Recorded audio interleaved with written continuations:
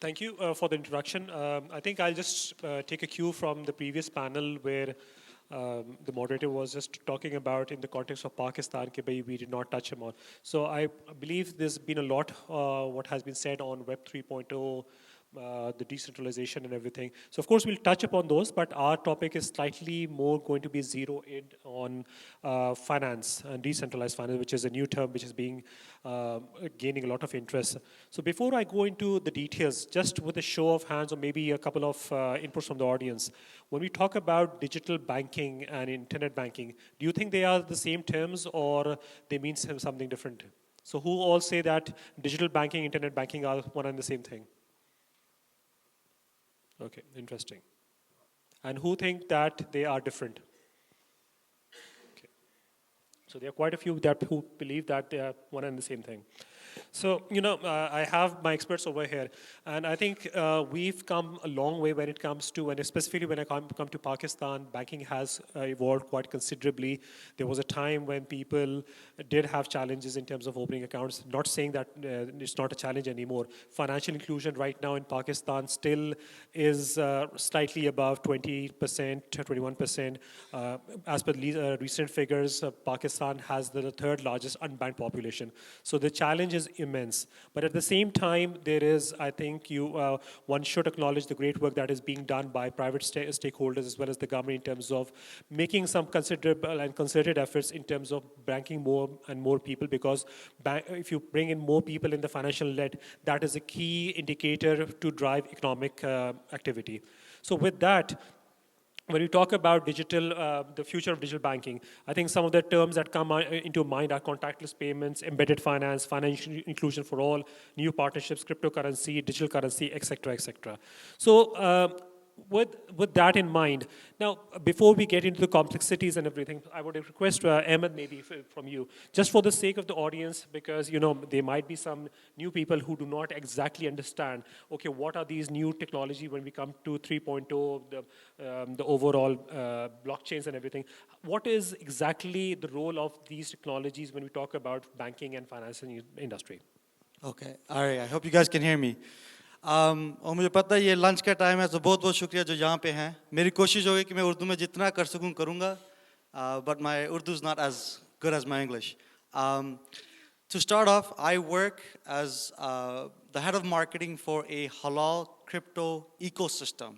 हमने पूरा एक end-to-end ecosystem बनाया जिसमें crypto का सारा encompass होता है, NFTs, metaverse, DeFi, zakat, सब कुछ. Inshallah, we can talk about that after. So now going back to your question, what's the role of this? We have to take this back to the 2008 market crash. We have to think about the people who are involved when it comes to financial systems, banking systems. Now, due to human involvement, or जो middlemen होते हैं या centralization होता है, उसमें opportunity to corruption, fees, transaction issues, lag बहुत है. मतलब कि आप बैंक में जाओ, वहाँ पे बंदा खड़ा है, हाँ जी सर ये वो, अगर अंगूठा लगाओ, ये करना है वो करना है, आपका दिन के 30 मिनट चले गए, आपने सिर्फ 1000 रुपये निकालना था. But if you do it in a decentralized method where there are banks or there's no centralized system involved, literally within 3 seconds you can transfer how much ever amount you want across the globe. I'll give one example. I've employed a few people from different places in the world. और उनको initially पैसे भेजना बड़ा मुश्किल हो रहा था. हमने कहा no problem, हम क्रिप्टो कंपनी है, आप लोग क्रिप्टो में ले लें, और हमारा ये पूरा problem within let's say 1 minute in a day solve हो गया. हम उनको एड्रेस लेते हैं, उनको सेंड करते हैं, कोई पाकिस्तान में है, कोई जापान में है, कोई दुबई में है, कोई ऑस्ट्रेलिया में है. Within 3 seconds a day we can send them whatever amount we want. वो वहाँ पे locally उसको बेचते हैं, usually at a premium. जिस तरह पाकिस्तान में भी अगर आप USDT खरीदें या बेचें, आपको 10% premium मिलता है. So it helps facilitate a lot of these transactions, systems, and not only just for international transfers, but also for like local daily uses. अभी अगर आप अपना credit card use करते हैं, उसके बीच में पहले 2-3 entities होती हैं जिसको approvals और उसको manage करते हैं. अगर आप decentralized non-custodial system के through करें, आपका direct one-to-one interaction है, वो बंदा आपसे पैसे लेता है और बात खत्म है. Obviously, there's a back end of proof of staking or technical things, but that is in place from a tech perspective, not a human perspective. और उसके ऊपर काफ़ी लंबी कहानी हो जाएगी, but I think I'll stop my answer there. So I know, Ahmed, that's actually, thank you for that, providing a brief overview of the entire system.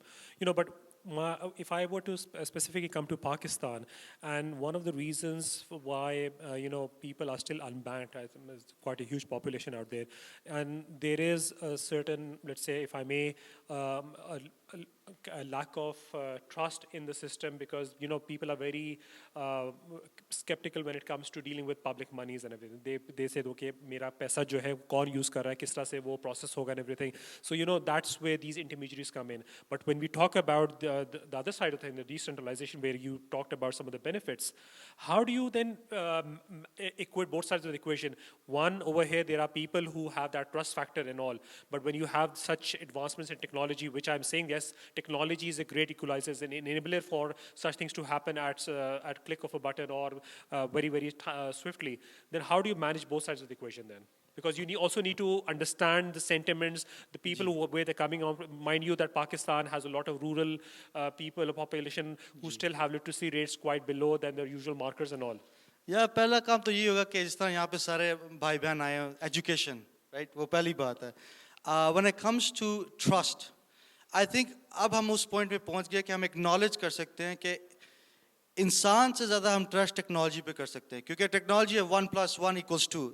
इंसान को होता है यार 1 + 1, आप मेरे मेहमान हैं तो 20 रुपया और दे दो, ये 4 रुपये और दे दो, और फिर ये रिजल्ट है 40 रुपीज़. तो फिर कॉन्सेप्ट है कि आप उसके ऊपर भरोसा करें जहाँ पे आपको पता है कि end to end loop corrupt नहीं है, एंड टू एंड लूप में कोई बायस सिस्टम्स नहीं है, आपको रिजल्ट वही मिलेगा जितना आप डाल रहे हैं. So using the ledger system, जो क्रिप्टो या ब्लॉकचेन आपको इनेबल करता है कि आपको हर चीज़ पता होगी, आपके ट्रांजैक्शंस कहाँ जा रहे हैं, पैसा कहाँ जा रहा है और किधर यूज़ हो रहा है. And that is the beauty of open transparency. अगर मैं आपको एग्जांपल देता हूँ, बैंक्स को जब आप पैसे देते हो आपको नहीं पता कि आपके पैसा के साथ वो क्या कर रहे हैं. इन कनाडा जहाँ से मैं हूँ, लीगली वो 80% आपका कैश, अगर आपने $100 डिपॉजिट किया वो $80 के साथ जो चाहे कर सकते हैं. टेक्निकली लोन दे सकते हैं लोगों को, उसके ऊपर रिबा कमा सकते हैं, उसके साथ ट्रांजैक्शंस कर सकते हैं. सो But when it comes to blockchain, आपको exactly पता है कि आपका पैसा किधर जा रहा है, क्योंकि उसके पीछे एक ledger system है. आप बिल्कुल उसको एक wallet address डालें, आपको पता चल जाएगा पैसा यहाँ गया, फिर पैसा यहाँ गया, फिर पैसा यहाँ गया, और इसके साथ ये हुआ है. So there's a lot more transparency and efficiency, and I think education is the first part. फिर उसके बाद everything comes in after. So Ali, my next question to you was just continuing what Ahmed just said about transparency and more efficiency and everything. But in the previous panels, there was a lot of talk about the recent ATX crash, Luna and all. There are some sentiments. There's a lot of negative press around the recent crashes. और उसमें भी यही हो रहा था कि about the investments that they made. Of course, one can argue and give them the benefit of doubt that maybe they were not the best of financial planners, although there was transparency. But it resonated the same kind of impact what we witnessed back in 2008. So now, how do we solve this problem? Because one point, yes, we really want to go ahead and really make, let's say, our country more progressive when it comes to incorporating the best of best financial services, making more and more people be able to capitalize on the benefits of being included in the financial space. But when you have such glaring examples on both sides of the world, then what are your thoughts on that? I'd say it's very early still. We tend to think, we look at the blockchain space today and we think, that we've arrived and all these sort of, what we have now is what we're going to have in 5 years. But from a developer perspective, most of the developers that are coming into the space now are coming in from the Web 2 world. They got computer science degrees. All their sort of experience has been on the Web 2 side. And the blockchain technology is actually very different. It's not the same. There's more math involved. It's a more precise type of programming. If you make a mistake if you're making an app on a phone and you have a bug in it, well, the app is just going to crash and the user just restarts the app and they use it. if you have a bug in a blockchain app, you're going to lose money. And so I think it's going to take time for developers to get used to writing apps, learning what the difference is between, the previous way of, a blockchain computer is very different from a traditional computer. It's not the same architecture. And so I think the whole industry is just going through a learning phase right now, and it's early. So these things will get worked out, and soon we won't have these sort of crashes or hacks. I mean, FTX ke saath jo bhi hua, and whatever happened with FTX, if you read into it in detail, you'll understand that it happened because there's still a lot of centralization to it, whereas you're talking about it.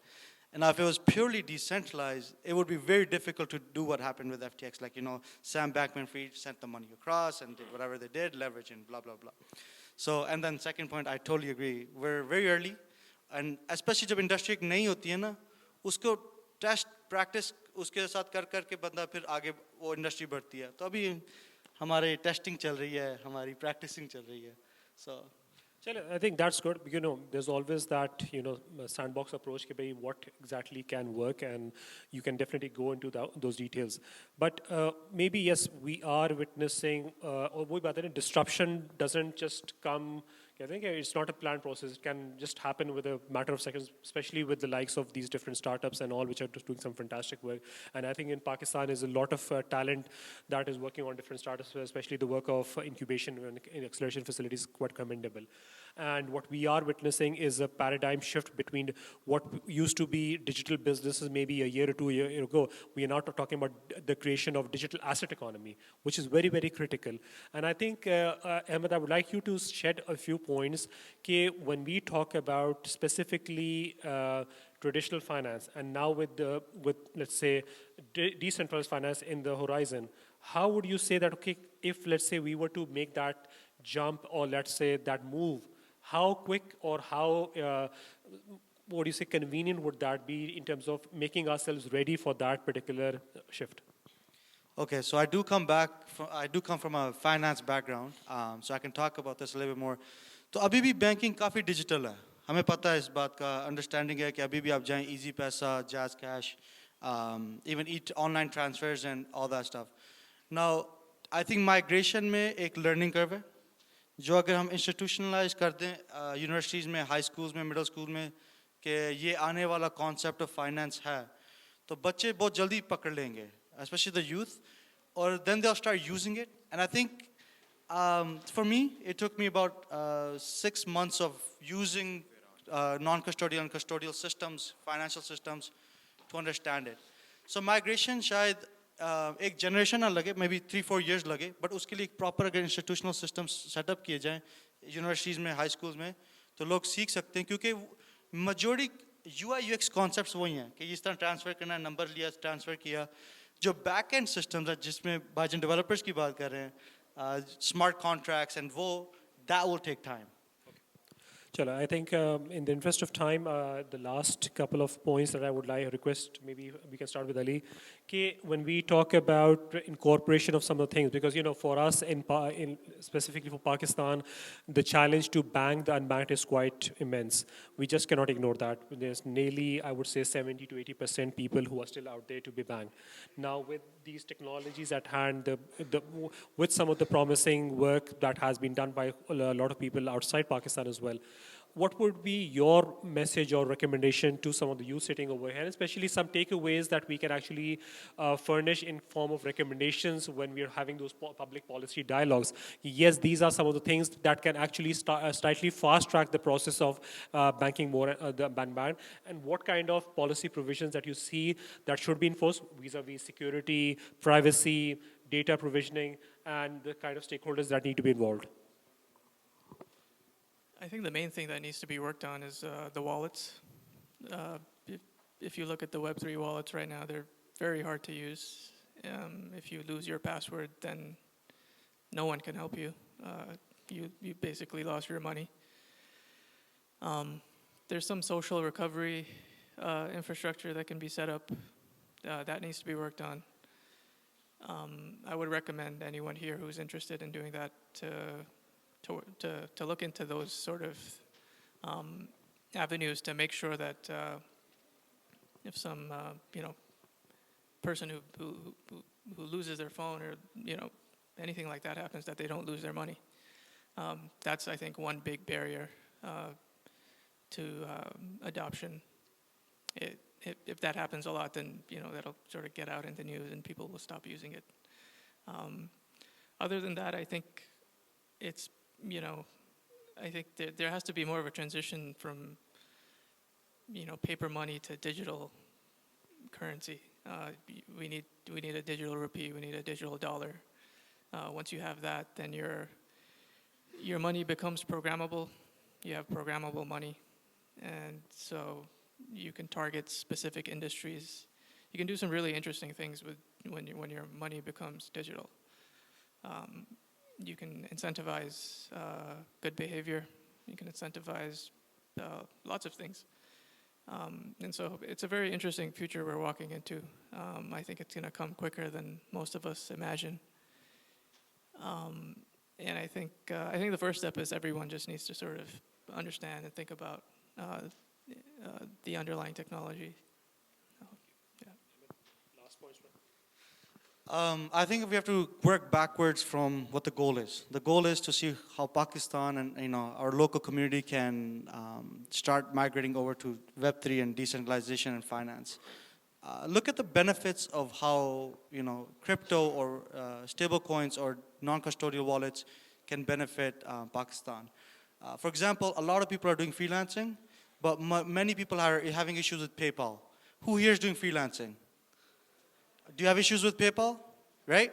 Now imagine someone had hired you and paid you in crypto, you would have no issues with nothing.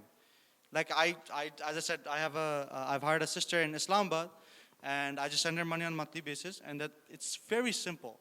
Just like that, if we can institutionalize or just put it into local vendor system, जिस तरह आप जब पान या गोला या गोलगप्पे लेने जाते हो, अगर उसके पास एक QR कोड पड़ा है, आप उसको स्कैन करो, तभी उसको let's say we make a stable PKR, stable Pakistani rupees, linked to the bonds या linked to gold, आप उसको send कर सकते हैं और उसको उसी वक्त पैसा मिल जाएगा, उसको कभी बीच का कोई issues नहीं होंगे, कोई corruption नहीं होगी और बड़ा आसान हो जाएगा. Like अभी वेनेजुएला में हो रहा है, like अभी अफ्रीका के काफ़ी मुल्कों में हो रहा है, जो लोकल लोग हैं जिन्होंने इंडस्ट्री 2.0, इंडस्ट्री 3.0 को देखा भी नहीं, वो डायरेक्ट इंडस्ट्री 4.0 के पास आ गए with Web3 and crypto and all this stuff, because they realize if you can get over the hurdles of UI UX, user experience, initial wallet की वजह से, then there is a lot of ease in financial control.